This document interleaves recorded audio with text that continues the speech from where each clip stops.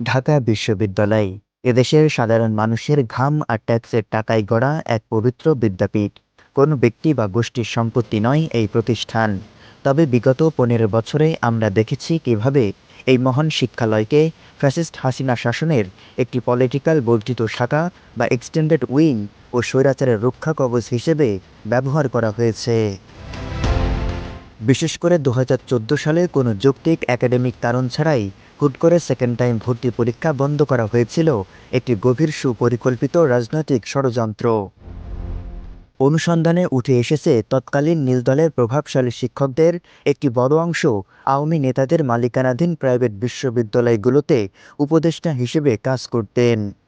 ঢাবির second time বন্ধ করে মেধাবী শিক্ষার্থীদের বেসরকারি বিশ্ববিদ্যালয়ের কাস্টমার হিসেবে ঠেলে দেওয়া ছিল তাদের জন্য এক ডাবল ইনকামের পথ।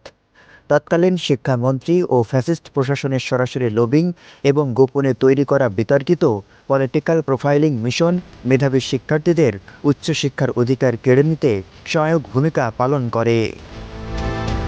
গোয়েন্দা সংস্থাগুলো সাজানো সেই কাল্পনিক নিরাপত্তা ঝুঁকির থিওরি অনুযায়ী লড়াকু ও অভিজ্ঞ সেকেন্ড টাইমাররা যেন ক্যাম্পাসে ঢুকে ছাত্রলীগের একক আধিপত্য চ্যালেঞ্জ করতে না পারে, সেজন্যই তাদের পথ পরিকল্পিতভাবে রুদ্ধ করা হয়েছিল।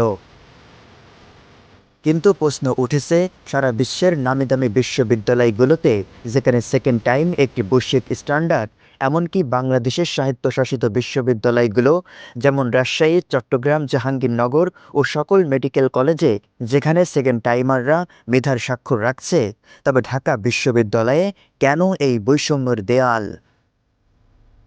2024-এর জুলাই গণ অভ্যুত্থানে যখন এই তথাকথিত বিশ্ববিদ্যালয় প্রশাসন শিক্ষার্থীদের পাশে না দাঁড়িয়ে উল্টো তাদের মৃত্যুর মুখে ঠেলে দিয়েছে, তখনই তাদের চূড়ান্ত মুখোশ উন্মোচিত হয়েছে।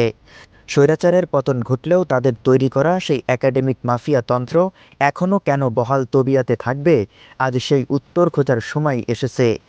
মেধাবীদের মেরুদণ্ড ভেঙে দেওয়ার সেই পুরনো নিয়ম উবড়ে ফেলে ঢাকা বিশ্ববিদ্যালয়কে আবার সাধারণ মানুষের শিক্ষা প্রতিষ্ঠানে ফিরিয়ে দেওয়ার দাবি এখন গণ দাবিতে পরিণত হয়েছে।